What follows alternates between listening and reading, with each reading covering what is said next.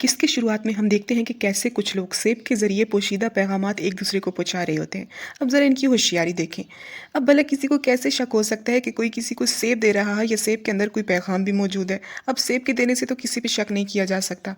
अच्छा, मैं आप लोगों को एक और बात भी बताऊं कि जहाँ इस किस की शुरुआत सेब से हो रही है ना, वहाँ इस किस का ना इख्तिताम भी सेब से होगा। कैसे, ये आगे जाके पता चलेगा। और ये भी कि कैसे सिर्फ एक सेब दुश्मनों की चालों को कामयाब बनाता है। तो चलें अब आगे बढ़ते हैं। सेबों के जरिए पैगामात के तबादलों के बाद हम एक कमरा नुमा जगह पे जाते हैं जहाँ सब लोगों ने स्याह चोखे पहने होते हैं और एक आदमी इनको बोल रहा होता है कि अब जागने का वक्त आ गया है। तुम अपने दुश्मनों के बीच में रहे, इनके साथ रहे, लेकिन कभी भी वो ये बात जान ना पाए। लेकिन तुम लोगों का जागने का वक्त है, हर तरफ तबाही फैला दो। फिर वो इनमें से एक के सामने खड़ा होता है और इसको एक जहर की शीशी दिखाकर बोलता है कि तुम्हारे अंदर इस जहर से भी ज़्यादा जहर है। फिर इस शख्स का फेस रिवील होता है तो वो और कोई नहीं बल्कि कॉर्नेलिया होती है, मारी की कनीज़। है ना धमाकेदार खबर। यानी कि कॉर्नेलिया मारी की कनीज़ नहीं होती है बल्कि वो एक जासूस होती है। खैर, कॉर्नेलिया बोलती है कि अब वो हर एक आदमी के दिल में फूट डालेगी। तो वो आदमी बोलता है कि गुंदूस, जो कि काई का एक बेहतरीन कमांडर है, लेकिन बदकिस्मती से इसने अपनी कमज़ोरी जाहिर कर दी है, लिहाजा इसकी इस कमज़ोरी का इस्तेमाल करो। इस जहर से मारी की जान ले लो। इसके बाद सीन मलहून और उस्मान पे शिफ्ट होता है जहाँ वो लोग उमर साहब की कब्र पे मौजूद होते हैं। मलहून बहुत अफसरदा होती है। सबसे ज़्यादा दुख इसको इस चीज़ का होता है कि इसके बाबा ने अपने नवासे को कभी देखा ही नहीं और पहले चले गए। उस्मान इसको बहुत ज़्यादा तसल्ली और दिलासा देता है। इसके बाद वो ये कह के चला जाता है कि इसको सुल्तान के पास जाना है, क्योंकि सुल्तान ने इसको जनाजे में शिरकत की इजाज़त दी होती है खाली। फिर सीन खेमे में आता है जहाँ उस्मान सुल्तान के पास पहुँच जाता है। फिर सुल्तान इस पे बहुत ज़्यादा गुस्सा करता है वज़ीर को कत्ल करने पे। तो उस्मान इसको बोलता है कि वज़ीर को वही हासिल हुआ जिसका वो हकदार था। सुल्तान बोलता है कि तुमने मुझे भी तो मारने की कोशिश की थी, इसका क्या जवाब है तुम्हारे पास। उस्मान बोलता है, अगर वज़ीर ज़िंदा होता तो अपना सारा चट्ठा कट्ठा खोल देता, लेकिन अफसोस कि अब इसका मुंह बोलने से कासिर है। फिर वो बोरान को इशारा करता है तो बोरान दरवाज़ा खोलता है जहाँ तुर्गुत और कोनूर मंगियान और अरबे को लाकर सुल्तान के सामने फेंक देते हैं। इसके बाद अरबे और कोनूर वज़ीर की गलत हरकतों की गवाही देते हैं। तो उस्मान बोलता है कि ये दास्तान सुनाने की बजाय ये वाज़िया करो कि मुझे क्यों मारने की कोशिश की थी।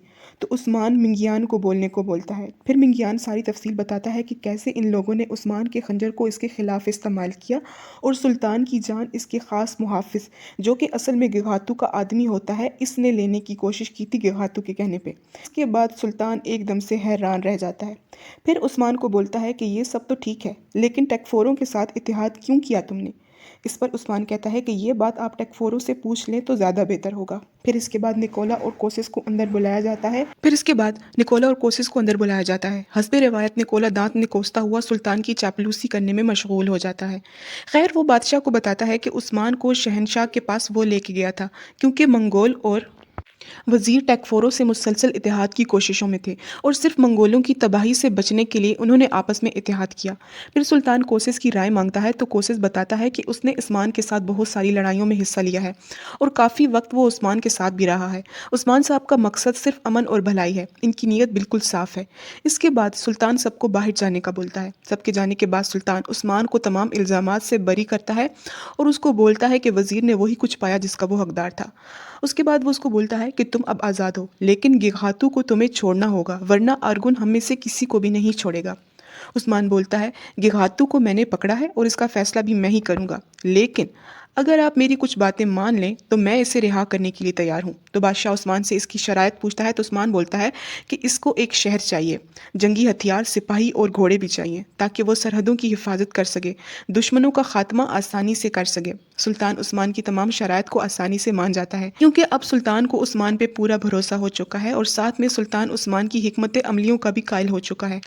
दूसरी तरफ मलहून के खेमे में बारकन फुल अदाकारी मूड में होता है। वो मलहून पे ये साबित करने की कोशिश करता है कि उमर साहब का कितना वफादार है और इसको अपने चचा से कितनी मोहब्बत थी। मलहून गुस्से से इससे मंगोलों की तफसील पूछती है, पर बारकन बोलता है कि वो लोग तादाद में इतने ज़्यादा थे कि वो कुछ भी मालूम नहीं कर सका, और ये सब बोलते हुए अपनी शक्ल को इंतहाई मस्कीन बना लेता है। असल में अब वो अपनी अच्छाई मलहून पे साबित करना चाहता है कि ताकि मलहून उसके ऊपर कभी भी किसी भी तरह का शक ना कर सके। इसके बाद सलवा मलहून को बोलती है कि इसको वक्त दिया जाए, क्योंकि ये मासूम शैतान अभी सदमे में है। दूसरी तरफ उस्मान गेगातू के पास जाता है और उसको बोलता है कि सुल्तान के कहने पर मैं तुमको छोड़ रहा हूँ। तो गेगातू बोलता है कि अब इसको नहीं छोड़ेगा, वो इसको मार देगा, वो अर्गुन के साथ मिलकर इसके कबीले को तबाह बर्बाद कर देगा। उस्मान इसको बोलता है कि फ़िलहाल तुम अपनी खैर मनाओ, मैंने तुम्हारा पूरा बंदोबस्त कर दिया है, तुम जलील होकर मरोगे और तुम कभी भी दोबारा हमारी सरजमीनों पर कदम नहीं रख पाओगे। यानी उस्मान ने गेगातू को बिल्कुल भी सस्ते में नहीं छोड़ा, बल्कि बाकायदा इसके लिए भी ना प्लानिंग करके रखी हुई होती है। गेगातू चिल्ला चिल्ला के इसको बोलता है कि तुमने क्या किया है मुझे बता कर जाओ, लेकिन उस्मान कुछ भी बोले बिना वहाँ से मुस्कुराता हुआ चला जाता है। बाहर तुर्गुत को मारी नज़र आती है, वो उसको आवाज़ लगाता है, लेकिन पीछे से इसको बारकन बुला लेता है।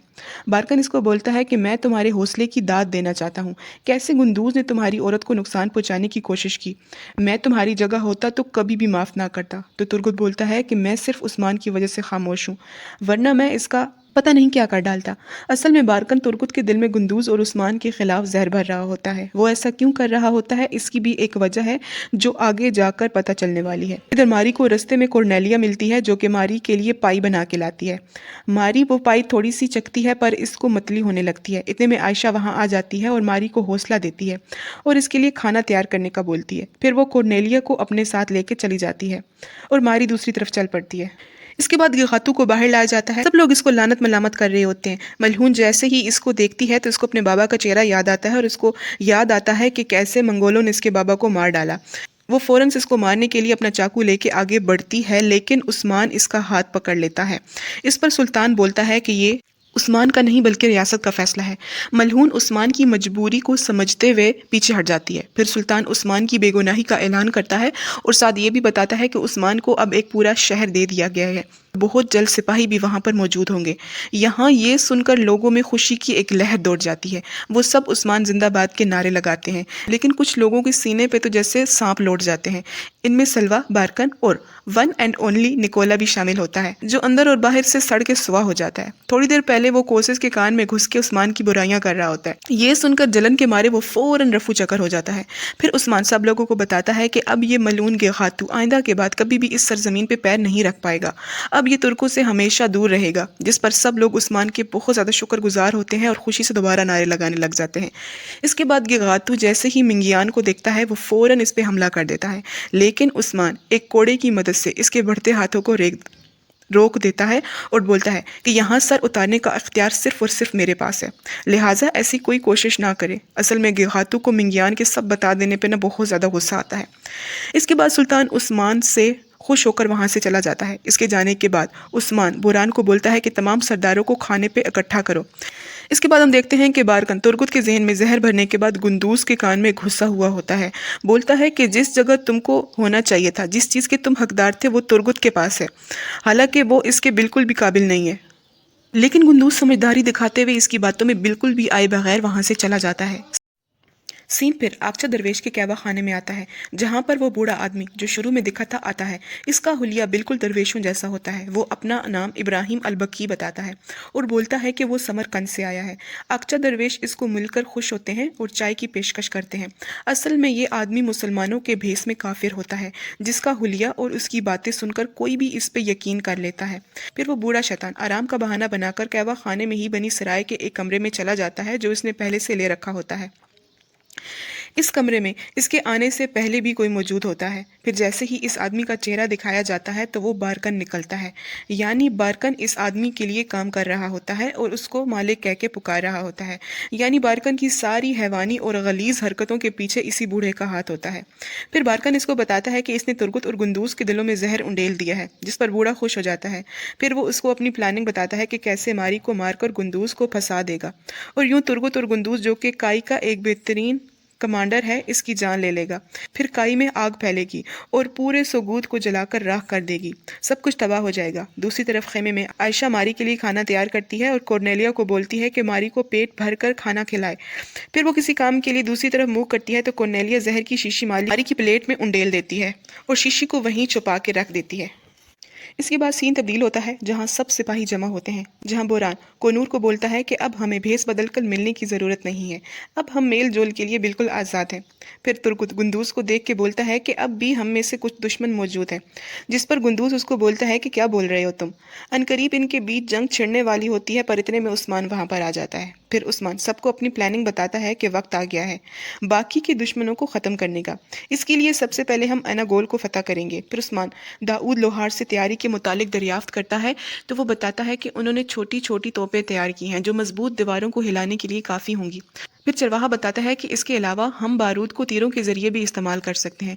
پھر گندوز ایک تجویز پیش کرتا ہے کہ کیوں نہ ہم رات کا فائدہ اٹھائیں، ہم رات کو جائیں گے اور جھاڑیوں میں وہ تمام توپیں چھپا کر رکھ دیں گے اور اس طریقے سے ہم قلعے پہ قبضہ کر دیں گے۔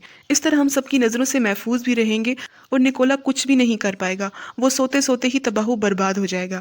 اس پر ترگت اعتراض کرتا ہے، اس کو لگتا ہے کہ رات کے اندھیرے میں ہم اچھے سے نشانہ نہیں لگا پائیں گے، لیکن عثمان بولتا ہے کہ ہم گندوز کے مشورے پہ عمل کریں گے، لیکن اس سے پہلے ہم وہاں فوجی چھاونیاں لگائیں گے تاکہ حملہ کرنا آسان رہے۔ دوسری طرف کورنیلیا ماری کو کھانا کھلا رہی ہوتی ہے، ماری بیچاری بے خبر وہ کھانا کھانے لگ جاتی ہے۔ اس کے بعد عثمان بازار کی صورتحال جانے سگوت جاتا ہے۔ اتنے میں بوڑھا ابراہیم ایک شخص کے پاس 2 سیب لے کر جاتا ہے اور اس کو بولتا ہے کہ اچھے سیب اور خراب سیب الگ الگ رکھنے چاہیے اور ان کی قیمتیں بھی الگ الگ مقرر کرنی چاہیے تاکہ سب کو سہولت ہو۔ دیکھو تم نے جو مجھے سیب دی ہیں وہ سب کے سب عمدہ اور اچھی کوالٹی کے ہیں اور میں نے تم کو ان سیبوں کی آدھی رقم دی تھی، اس لیے میں چاہتا ہوں کہ تم کو تمہارا پورا حق ملے۔ تو وہ آدمی اس کو بولتا ہے کہ تم ایک سیب میری طرف سے تحفہ سمجھ کے رکھ سکتے ہو، تو وہ کہتا ہے کہ اس کی کوئی ضرورت نہیں، یہ تمہارا حق ہے اور میں تمہارے پاس اس لیے آیا ہوں کہ حرام حرام ہوتا ہے، بھلے وہ چھوٹا ہو یا بڑا ہو۔ حرام کا لقمہ اگر ہم کھائیں گے تو دوزخ کی آگ کو چھوئے بغیر ہم کبھی بھی جنت میں داخل نہیں ہو سکتے۔ اس کے بعد وہ تھوڑے سے اور پیسے نکال کر اس شخص کے حوالے کر دیتا ہے۔ یہ ساری کارروائی جو ہے نا وہاں پہ کھڑا عثمان دیکھ رہا ہوتا ہے اور اصل میں وہ بوڑھا عثمان کو دکھانے کے لیے ہی یہ سب کچھ کر رہا ہوتا ہے۔ عثمان اس بوڑھے سے متاثر ہوتا ہے، وہ فوراً اس کے پاس جاتا ہے اور اس کے متعلق استغفار کرتا ہے تو وہی سب کچھ بتاتا ہے جو اس نے آقچہ درویش کو بتایا ہوتا ہے۔ عثمان اس کو بولتا ہے تو آپ اپنے ساتھ سمرقند کی خوشبو لائے ہیں، ابھی کہاں جانے کا ارادہ ہے؟ تو بوڑھا قسطنطنیہ کا نام لیتا ہے، لیکن عثمان اس کو یہیں رکنے کا بولتا ہے کہ آپ جیسے پڑھے لکھے لوگوں کی یہاں پر بہت زیادہ ضرورت ہے۔ پھر وہ لوگ ایک جگہ یخنی پینے کے لیے رکتے ہیں۔ عثمان اس کو اپنے بارے میں اور اپنے قبیلے کے بارے میں بتاتا ہے۔ اتنے میں وہاں پر شیخ ادیب علی آ جاتے ہیں۔ عثمان تعارف کرواتا ہے۔ شیخ ادیب علی بوڑھے کے نام اور مقام سے لا علمی کا اظہار کرتے ہیں، لیکن عثمان کی وجہ سے بوڑھے کو خوش آمدید بھی بولتے ہیں۔ دوسری جانب جب ترگت خیمے میں آتا ہے تو ماری کی حالت بالکل بھی اچھی نہیں ہوتی ہے، وہ مسلسل الٹیاں کر رہی ہوتی ہے، اس کے منہ سے خون بھی بہنے لگ جاتا ہے۔ ترگت اس کی حالت دیکھ کر پریشان ہو جاتا ہے، لیکن ساتھ ساتھ اس کو تسلی بھی دیتا ہے۔ ماری کھانے کی طرف اشارہ کر کے بولتی ہے کہ یہ سب کچھ اس کھانے کی وجہ سے ہوا ہے۔ اتنے میں کورنیلیا بھی وہاں پہ آ جاتی ہے اور ماری کو دیکھ کے گھبرانے کا پورا ناٹک کرتی ہے۔ پھر ترگت ماری کو اٹھا کر باہر لے آتا ہے، سب کو آوازیں لگاتا ہے۔ اتنے میں ماری اپنی آخری سانسیں پوری کر چکی ہوتی ہے تو ترگت مدد طلب نظروں سے کمرال ابدال کو دیکھتا ہے تو کمرال ابدال بولتے ہیں کہ اب کچھ بھی نہیں ہو سکتا۔ اس کے بعد کورنیلیا سامنے کھڑے گندوز پہ الزام لگا دیتی ہے کہ یہ سب کچھ گندوز صاحب نے کیا ہے۔ ترگت غصے سے گندوز کی طرف لپکتا ہے لیکن فوراً اس کو سپاہی روک دیتے ہیں۔ اس پہ کچھ بھی نہیں بولتا کیونکہ وہ اس بار بے قصور ہوتا ہے اور اتنا بڑا گناہ تو وہ کر ہی نہیں سکتا۔ دوسری طرف شیخ ادیب علی، عثمان اور وہ ڈھونگی درویش اکٹھے بیٹھے ہوتے ہیں تو شیخ ادیب علی اس سے اس کا فقہ پوچھتے ہیں۔ اس پر وہ بولتا ہے کہ تمام سڑکیں ایک منزل کو جاتی ہیں، اس لیے میرے لیے فقہ کوئی اہمیت نہیں رکھتا، میری منزل ایک ہے اور میں مسلمان ہوں۔ پھر شیخ اس سے سمرقند کے مشہور شیخ جناب سمرقندی کے متعلق دریافت کرتے ہیں تو چند لمحوں کے لیے تو بوڑھے کے طوطے اڑ جاتے ہیں۔ پھر حواس بحال کرتے ہوئے بولتا ہے کہ میں ان کو اپنے پہلے استاد کے طور پر جانتا ہوں اور میں اپنے تمام طالب علموں کو ان کی کتابیں پڑھاتا ہوں، ان کا علم ہم سب کے لیے نور کا باعث ہے۔ اس پر عثمان خوش ہو جاتا ہے اور شیخ ادیب علی بھی تھوڑے مطمئن نظر آنے لگ جاتے ہیں۔ عثمان اس بوڑھے کو بولتا ہے کہ آپ یہیں پر رکیں، آپ کا علم لوگوں کو فائدہ دے گا۔ پھر عثمان وہاں سے اناگول کے لیے نکل جاتا ہے۔ اس کے بعد سین اناگول کی طرف شفٹ ہو جاتا ہے جہاں پر نکولا مسلسل کوسس کے کان بھرنے میں مصروف ہوتا ہے۔ اس کی ہر طرح سے کوشش ہوتی ہے کہ کوسس کو عثمان کے خلاف کر دے، یعنی وہ یہ چاہ رہا ہوتا ہے کہ معاہدہ اب ختم کر دیا جائے، اب ان لوگوں کو باقاعدہ دوبارہ سے لڑائی کرنی چاہیے اور عثمان سے وہ ساری چیزیں واپس لے لینی چاہیے جو عثمان نے ان سے لے لی ہوئی ہوتی ہیں۔ لیکن کوسس کے ایسے کوئی ارادے نہیں ہوتے ہیں، وہ نکولا کے سارے کالے کارنامے اپنے لفظوں کے ذریعے اس کے منہ پہ مارتا ہے، لیکن نکولا بنا ہار ماننے کے موڈ میں بالکل بھی نہیں ہوتا ہے۔ خیر دوسری طرف ترگت اور خواتین ماری کی لاش کے ارد گرد بیٹھے ہوتے ہیں۔ ترگت مسلسل افسوس کر رہا ہوتا ہے کہ وہ ماری کو بچا نہیں پایا، پھر وہ وہاں سے چلا جاتا ہے۔ اس کے جانے کے بعد ملہون کورنیلیا سے تفصیل پوچھتی ہے، جس پر کورنیلیا کھانے کا برتن اٹھا کر ملہون کو دکھاتی ہے کہ مرنے سے پہلے ماری نے یہ کھانا کھایا تھا، اتنے میں کمرال عبدال اور عائشہ بھی وہاں پر آ جاتے ہیں۔ کمرال عبدال کو کھانے کی وہ پلیٹ دی جاتی ہے جس کو دیکھنے کے بعد کمرال عبدال اس میں زہر ملا ہے کنفرم کر دیتے ہیں۔ یہ سن کر عائشہ بہت پریشان ہو جاتی ہے۔ پھر بالا کمرال عبدال کو بولتی ہے کہ آپ یہ پلیٹ محفوظ کر لیں تاکہ عثمان صاحب کو دکھائی جا سکے۔ پھر بالا عائشہ کو پوچھتی ہے کھانے کے بارے میں تو وہ بیچاری پریشان حال قسم کھاتی ہے کہ اس نے ایسا کچھ نہیں کیا۔ ہاں، اس نے کھانا ضرور تیار کیا تھا لیکن اس نے کھانے میں زہر نہیں ملایا، وہ ایسا کر نہیں سکتی، وہ کسی بھی حاملہ عورت کی جان بھلا کیسے لے سکتی ہے۔ پھر سین اناگول میں آتا ہے جہاں نکولا کوسس کو بول رہا ہوتا ہے کہ دیکھو نا، اب تو گغاتو رہا ہے اور نہ ہی اس کا سونا اور نہ ہی معاہدہ، ہمیں مل کر نہ کوئی حکمت عملی کرنی چاہیے۔ نکولا اس وقت میں نہ مانو ہار کی نہ عملی تفسیر بنا ہوا ہوتا ہے۔ اتنے میں اس کا آدمی عثمان کے آنے کی خبر دیتا ہے۔ پھر جیسے ہی عثمان اندر آتا ہے تو اس کی چاپلوسانہ حرکتیں پھر سے شروع ہو جاتی ہیں۔ تو عثمان اس کو بولتا ہے کہ تم میری طاقت سے خوفزدہ ہو کر مجھ سے لڑنا چاہتے ہو؟ تو نکولا بولتا ہے کہ نہیں، میں تو صرف احتیاطی تدابیر کر رہا تھا، کیونکہ دشمنوں کی کیا خبر۔ عثمان مسکراتا ہے اور کہتا ہے کہ لگتا ہے تم مجھ سے خوفزدہ ہو، میں نے اگر قلعہ فتح کرنا ہوتا تو یاد رکھو کہ اس کو بہت پہلے فتح کر چکا ہوتا۔ اس کے بعد کوسس کھسیانی سی ہنسی ہنس کے اپنے نوکروں کو بولتا ہے کہ عثمان صاحب کے لیے بہترین کھانے کا انتظام کیا جائے۔ عثمان اس کو بولتا ہے کہ میں یہاں پر کھانا کھانے کے لیے نہیں آیا بلکہ حالات کا جائزہ لینے کے لیے آیا تھا۔ پھر کوسس کہتا ہے کہ وزیر اور گغاتو کو ہم سب نے مل کر ختم کر دیا۔ اس سرزمین میں امن قائم رکھنے کے لیے یہ سب کچھ ہم نے کیا، آپس کے اتحاد کی وجہ سے یہ سب کچھ ہوا ہے۔ پھر نکولا عثمان کو بولتا ہے کہ میں آپ کا ہمیشہ ساتھ دوں گا۔ اس کے بعد عثمان وہاں سے نکل جاتا ہے اور کوسس بھی اس کے ساتھ نکل پڑتا ہے ماری کو ملنے کے لیے۔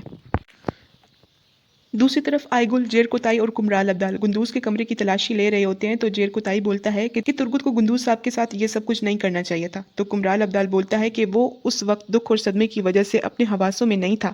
اتنے میں آئیگل کو وہ زہر والی شیشی بھی مل جاتی ہے جو کورنیلیا نے وہاں پر چھپائی ہوتی ہے، جسے وہ کمرال عبدال کو دے دیتی ہے، اور اس شیشی کو دیکھ کر وہاں پر کھڑے سب لوگ حیران رہ جاتے ہیں۔ دوسری طرف وہ لوگ وہ شیشی لے کر باہر آتے ہیں اور سب کو بتاتے ہیں کہ یہ شیشی ان کو گندوز صاحب کے کمرے سے ملی تھی۔ بارکن ترگت کے کان میں دوبارہ سے گھس جاتا ہے، اس کو ایک اور موقع مل جاتا ہے۔ وہ کہتا ہے کہ دیکھا، میں نے کہا تھا نا کہ اس آدمی نے پہلے بھی تمہیں نقصان پہنچایا تھا اور اب کی بار تو جان ہی لے لی، تمہاری بیوی کی اور بچے کی بھی۔ ترگت کو بہت زیادہ غصہ آ جاتا ہے، وہ فٹافٹ اٹھتا ہے اور حیران پریشان کھڑے گندوز بے پہ چاقو سے وار کر دیتا ہے۔ وہ گندوز کی جان لے لیتا مگر سب لوگ ترگت کو قابو کر لیتے ہیں۔ اسی وقت وہاں پہ عثمان اور کوسس بھی آ جاتے ہیں۔ عثمان فوراً گھوڑے سے نیچے اترتا ہے، اڑتا ہوا ترگت کی طرف جاتا ہے، پھر سب سے پوچھتا ہے کہ یہاں پر کیا ہو رہا تھا۔ پھر ترگت بولتا ہے کہ آپ کے بھائی نے میری بیوی اور اس کے بچے کی جان لے لی۔ وہ سخت غصے میں ہوتا ہے۔ کوسس یہ خبر سن کے دکھ سے پاگل ہو جاتا ہے۔ پھر عثمان گندوز سے پوچھتا ہے، جس پر گندوز ظاہر ہے منع کر دیتا ہے اس نے کیا جو نہیں ہوتا۔ پھر اس کے بعد عثمان گندوز اور عائشہ کو قید والے خیمے میں بھیجنے کا بولتا ہے۔ عثمان بہت مشکل سے ترگت کو قابو کرتا ہے، اس کی حالت بہت بری ہوتی ہے۔ ادھر کوسس ماری کے پاس آتا ہے، وہاں بیٹھی کورنیلیا کو باہر نکلنے کو بولتا ہے۔ پھر وہ روتے ہوئے اس سے معافی مانگتا ہے، میں نے تم کو اکیلا چھوڑا اس لیے یہ سب کچھ ہوا، کاش میں تم کو اکیلا نہ چھوڑتا تو ایسا بالکل بھی نہ ہوا ہوتا۔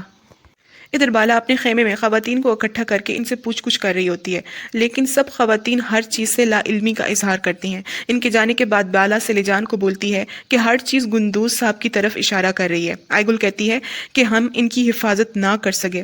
پھر سلیجان اس کو منع کرتی ہے کہ ایسا نہ بولے، نہ عائشہ ایسا کر سکتی ہے اور نہ ہی گندوز، میں جانتی ہوں۔ پھر وہاں پر عثمان آ جاتا ہے، وہ آتے ساتھ سلیجان کو پوچھتا ہے کہ یہ سب کچھ کیا ہے، تو سلیجان کہتی ہے کہ میں گندوز سے دوبارہ بات کرتی ہوں، یہ کہہ کے وہاں سے چلی جاتی ہے۔ پھر عثمان بالا کو کہتا ہے کہ ہر چیز میرے بھائی کی طرف اشارہ کر رہی ہے، لیکن وہ میرا خون ہے، میں جانتا ہوں کہ وہ کسی حاملہ عورت کے ساتھ ایسا کبھی بھی نہیں کرے گا۔ پھر آئیگل کہتی ہے کہ آپ نے ٹھیک کہا، لیکن جو ابھی حال میں ہی ہوا ہے اسے بھولا نہیں جا سکتا۔ ملعون کو بچے سے جدا کیا، ہمیں قبیلہ بدر کیا اور ماری کو وزیر کو دے دیا۔ پھر سین دوبارہ سے گندوز اور عائشہ کی طرف آتا ہے جو قید خانے میں موجود ہوتے ہیں۔ عائشہ گندوز کی مرہم پٹی کر رہی ہوتی ہے، وہ بہت اداس ہوتی ہے جو کچھ ان کے ساتھ ہو رہا ہوتا ہے اس کے لیے۔ وہ دونوں یہی سوچ رہے ہوتے ہیں کہ یہ کس نے کیا۔ اتنے میں وہاں سے لے جان آتی ہے، بولتی ہے کہ ماری اپنے معصوم بچے کے ساتھ چلے گی۔ پھر وہ گندوز کو بولتی ہے کہ کیا تم اتنے ظالم ہو سکتے ہو؟ تو گندوز کہتا ہے آپ کو کیا لگتا ہے کہ میں کسی بھی حاملہ خاتون کے ساتھ ایسا کر سکتا ہوں؟ تو سلیجان کہتی ہے نہ جانے کیسا ظالم آدمی ہے جس نے یہ کیا۔ تو گندوز بولتا ہے کہ میں اور عائشہ اتنے ظالم نہیں ہو سکتے، ہم بھی ماری کے لیے اداس ہیں، لیکن اللہ گواہ ہے میں نے ایسا نہیں کیا اور نہ ہی عائشہ نے۔ پھر عائشہ بہت روتی ہے، سلیجان بھی غمزدہ ہو کر وہاں سے چلی جاتی ہے۔ سین پھر سے عثمان کے خیمے میں آتا ہے جہاں بالا بول رہی ہوتی ہے کہ اگر گندوز نے یہ سب کچھ کیا ہوتا تو وہ کبھی بھی شیشی کو خیمے میں چھپا کر نہ رکھتا، وہ اتنی جلد بازی سے کام نہ لیتا۔ تو عثمان کہتا ہے کہ ایسا ہی ہے، لیکن یہاں کچھ اور چل رہا ہے جس کا ہمیں نہیں پتا۔ بہرحال آپ لوگ اس سب کا پتہ لگائیں، کیونکہ میں ان غداروں کو فتح کی راہ میں حائل نہیں ہونے دوں گا۔ تو ملہون بولتی ہے کہ کیسے؟ اگر گندوز نہیں ہے تو جو بھی ہے بہرحال وہ بہت ماہر ہے اپنے کام میں۔ اتنے میں سلیجان آ جاتی ہے واپس۔